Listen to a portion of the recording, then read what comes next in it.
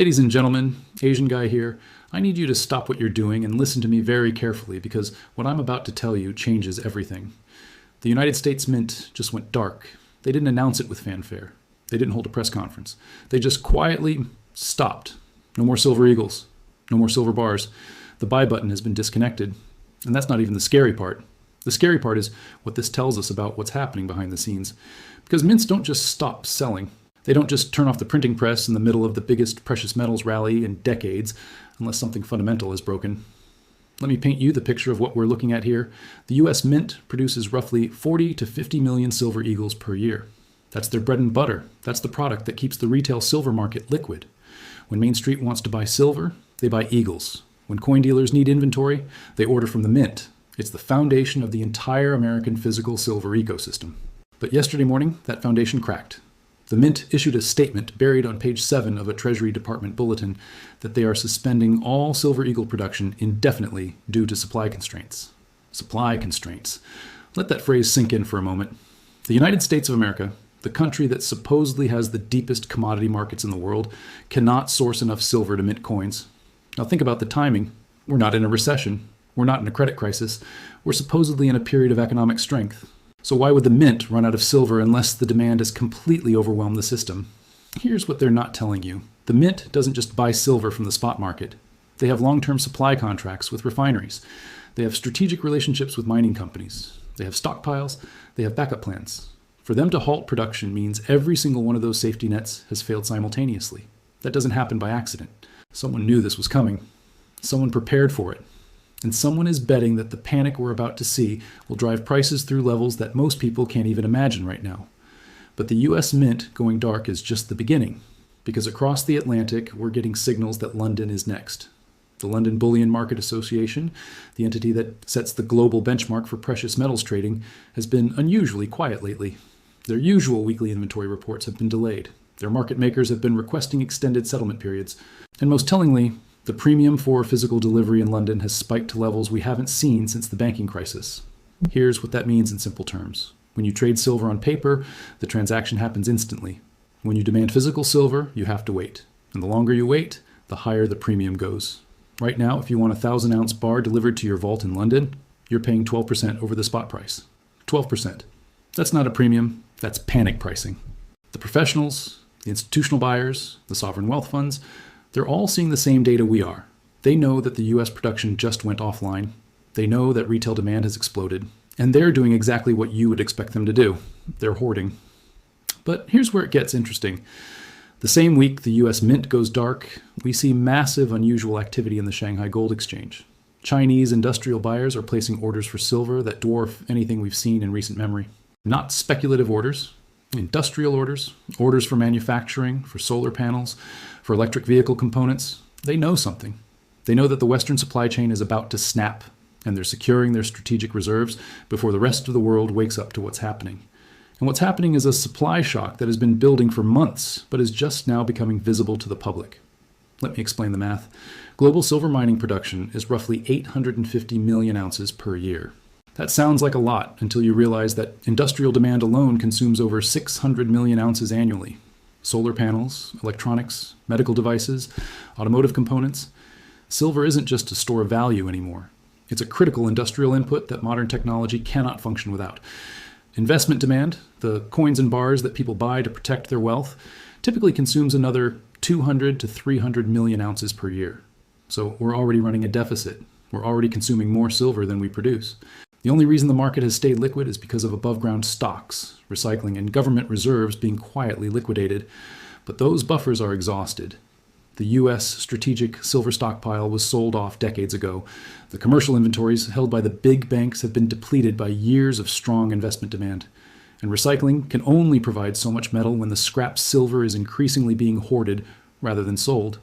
So when the U.S. Mint goes offline, it's not just removing 40 to 50 million ounces of annual supply from the retail market. It's signaling to the world that the entire supply management system has reached its breaking point, and the market is starting to notice. Silver prices have moved up steadily over the past month, but the real action is happening in the physical premiums. Coin dealers are reporting wait times of 6 to 8 weeks for popular products. Some are simply refusing to take orders because they don't know when they'll get inventory. The spot price might say $28, but try to buy a silver eagle at $28. You can't. The real price, the street price, is already $35 to $40. That gap, that disconnect between paper and physical, is the crack in the foundation that's about to become a chasm.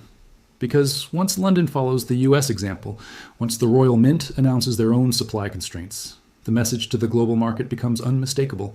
The age of abundant, cheap silver is over. Think about what happens next. If the two largest English-speaking precious metals markets both admit they can't source enough silver to meet demand, what does that do to confidence in the smaller markets? What does that do to industrial buyers who need silver to keep their factories running? They panic. They overbuy. They stockpile 6 months or a year of inventory just to make sure they don't get caught short. And that panic buying creates the very shortage they were trying to protect against. It's a self-fulfilling prophecy. The fear of shortage creates the shortage. But here's the part that should terrify anyone who understands how global supply chains work. Silver isn't like oil or wheat or copper. You can't just turn on new production quickly. Silver mining is mostly a byproduct of lead and zinc mining. You can't just decide to mine more silver tomorrow. It takes years to develop new mines, and the high-grade deposits have largely been exhausted. So if we're in a structural deficit now, if demand permanently exceeds supply, then price has to do all the heavy lifting. Price has to rise high enough to either destroy demand or incentivize recycling at levels we've never seen before. The question isn't whether silver prices are going higher. The question is how much higher and how quickly. The US Mint going dark suggests we're about to find out. And if London follows, if the global supply network starts breaking down in real time, then we're not just looking at higher prices. We're looking at a complete repricing of silver as an asset class, from a monetary curiosity to a critical strategic resource that nations and corporations will fight to control. But let me tell you what's really happening behind the scenes, what they don't want you to understand. Because this isn't just about supply and demand anymore. This is about control. 3 weeks ago, before any of this became public, we started seeing unusual movement in the COMEX warehouses, massive withdrawals, not the usual ebb and flow of trading inventory, but systematic drainage. Someone was taking delivery of physical silver in quantities that would normally take months to accumulate. The registered silver, the metal that's available for immediate delivery, has dropped to levels we haven't seen since the Hunt brothers tried to corner the market in 1980. But this isn't retail speculators. This isn't even hedge funds. The delivery notices we're seeing have industrial shipping addresses, warehouses in Texas, distribution centers in California. These are companies that make things, companies that need silver to keep their production lines running, and they're scared. Tesla alone uses roughly 2 million ounces of silver per year for their vehicles. Apple consumes even more for their electronics.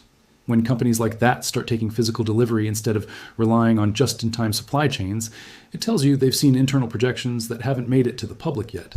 They know what's coming in the fourth quarter. They know about the solar panel manufacturing surge that's been planned across multiple continents.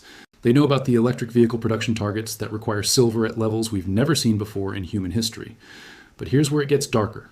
Here's where the real manipulation becomes visible.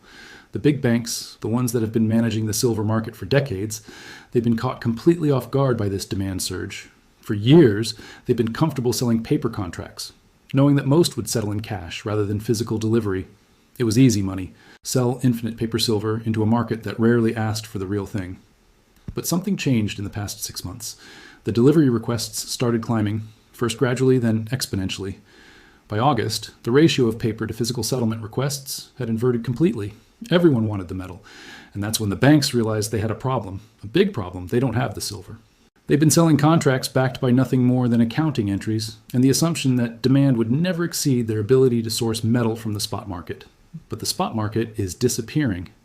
Look at what happened in Europe last month. 3 major precious metals dealers in Germany announced extended delivery delays, not temporary supply hiccups, permanent restructuring of their business models, because they can no longer guarantee physical delivery within reasonable timeframes. Switzerland, the country that processes more precious metals than anywhere else on Earth, has seen its refineries operating at maximum capacity for 18 consecutive weeks. Their waiting lists for silver processing have stretched from days to months, and still, industrial buyers keep placing orders at premium prices. This is what a supply crisis looks like in real time. Not theoretical shortages based on mining projections, but actual operational failure of the distribution network. The US Mint going dark wasn't a policy decision. It was a surrender. They looked at their remaining inventory, calculated their forward commitments, and realized they couldn't fulfill both. So they chose to preserve what little silver they have left for essential government purposes. But what are those essential purposes? What does the government need silver for that's more important than maintaining public access to constitutional money? Defense contracts, military applications, strategic reserve requirements that they haven't disclosed to the public. Because silver isn't just about electronics and solar panels.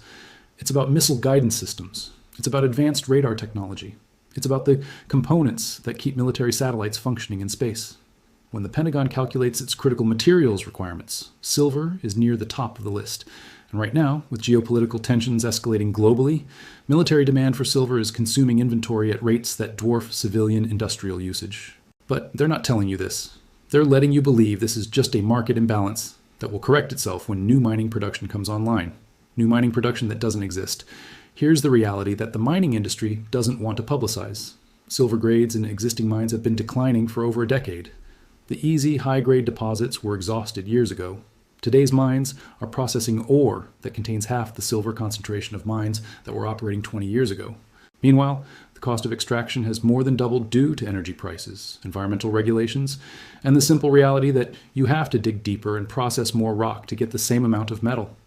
New mine development, even if it started tomorrow, takes 7 to 10 years to reach full production. And most new silver discoveries are in jurisdictions that present significant political risks, countries where nationalization is a constant threat, countries where mining operations can be shut down overnight by government decree. The secure, reliable sources of silver production are depleting faster than they can be replaced. So when I tell you that the US Mint going dark is the beginning, not the end, of this crisis, I'm not being dramatic. I'm reading the data that most people either don't have access to or don't understand how to interpret. London is next, because London is seeing the same inventory drains, the same delivery pressures, the same industrial panic buying that forced the US Mint offline.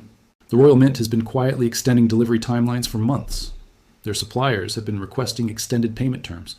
Their wholesale customers have been placing orders at sizes that exceed historical norms by factors of 5 or 10. When London makes their announcement, and they will make their announcement, the signal to the global market will be unmistakable. The two largest English-speaking precious metals markets cannot source enough silver to meet demand. That announcement will trigger buying panic in every other market. Asian buyers will rush to secure inventory before regional mints follow the same path. European industrial users will abandon just-in-time purchasing and build strategic stockpiles. Retail investors will realize that their window to acquire physical silver at reasonable prices is closing rapidly. And price? Price will do what it always does when demand far exceeds supply and new supply cannot be created quickly. It will rise until equilibrium is restored. But in this case, equilibrium might mean silver prices that seem impossible from today's perspective. Because we're not just dealing with investment demand or industrial demand in isolation, we're dealing with supply chain panic, fear-based buying. The realization that silver is not just valuable, it's irreplaceable for the technologies that define modern civilization. The shortage has begun. The institutions know it. The governments know it. The question is whether you understand what this means for everything else in your financial life. Because once the mints start closing, once the dealers run out of inventory, once the industrial users start hoarding, the window to position yourself closes very quickly. And when it closes, it might not open again at prices that ordinary people can afford. The US Mint didn't just halt silver sales. They fired the starting gun on the greatest precious metal squeeze of our lifetimes.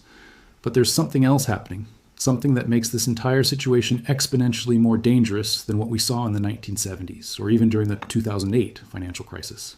The derivative market has exploded. Most people don't understand this, but the silver futures market trades roughly 300 times more silver on paper than actually exists in deliverable form. 300 times. For every ounce of real silver that can be physically delivered, there are 300 paper claims on that same ounce. In a normal market, this works fine because most traders never ask for delivery. They trade for profit, not for metal. But what happens when that changes? What happens when suddenly everyone wants the real thing? We're about to find out. The total open interest in COMEX silver futures represents roughly 2 billion ounces of silver. The entire above-ground inventory of silver that's ever been mined in human history is estimated at around 50 billion ounces. But here's the critical number. The amount that's actually available for industrial and investment use, the amount that's not locked up in jewelry or buried in landfills or lost forever, is probably closer to 15 billion ounces. And of that 15 billion, maybe 2 billion, is in forms that can be quickly mobilized for delivery against futures contracts. Do you see the math problem? The paper market is making promises it cannot possibly keep. For decades, this didn't matter because the system was built on confidence. confidence that most traders would settle in cash, confidence that industrial users would continue buying from traditional supply channels, confidence that retail investors would be satisfied with ETF shares instead of demanding physical metal. That confidence is evaporating in real time. And when confidence disappears in a fractional reserve system, you get what economists politely call a bank run, but what really amounts to systemic collapse. We're seeing the early signs everywhere, not just the US Mint going dark, but subtler indicators that most people aren't trained to recognize. 3 major silver ETFs have quietly changed their redemption terms in the past 60 days. Extended notice periods, higher minimum redemption amounts, additional fees for physical delivery. These aren't random policy updates. These are desperate measures by fund managers who are watching their inventories drain faster than they can be replaced. The largest silver ETF, SLV, holds roughly 650 million ounces of silver on behalf of shareholders. That sounds massive until you realize that industrial demand alone consumes that much silver every 10 months. If even a small percentage of SLV shareholders decided they wanted physical silver instead of paper shares, the fund would be in immediate crisis. And guess what's happening to ETF redemption requests? They're surging, not just from retail investors, but from institutional holders who are starting to question whether their paper claims will be honored when the music stops. Meanwhile, we're getting reports from precious metals dealers across the country that their wholesale suppliers are implementing allocation systems. Not higher prices, not longer delivery times, actual rationing. You can only buy so much silver per month, regardless of how much you're willing to pay. That's not how free markets are supposed to work. That's how command economies work. That's what happens when the price mechanism breaks down completely and quantity restrictions replace price discovery. But here's where it gets really interesting, where we start to see the geopolitical chess game that's been playing out behind the scenes. China has been remarkably quiet about their silver imports this year. Usually Chinese trade data is reported monthly with great fanfare, but silver import numbers have been delayed, revised, and in some cases simply not reported at all. That's not bureaucratic inefficiency, that's strategic opacity. Because while the Western markets have been focused on paper trading and financial engineering, China has been quietly building the largest strategic silver reserve in human history. Not through flashy government announcements or public stockpiling programs, but through private industrial purchases that fly under the radar of international monitoring systems. Every solar panel factory they build requires silver. Every electric vehicle production line needs silver. Every 5G infrastructure project consumes silver.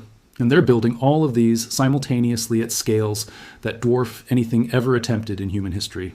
The West has been treating silver like a financial asset, something to trade for profit. China has been treating silver like a strategic resource, something to accumulate for industrial dominance. And now, just as Western supplies are running critically low, China is positioned to control global pricing through simple supply and demand mechanics. They don't need to manipulate markets. They don't need to engage in currency wars.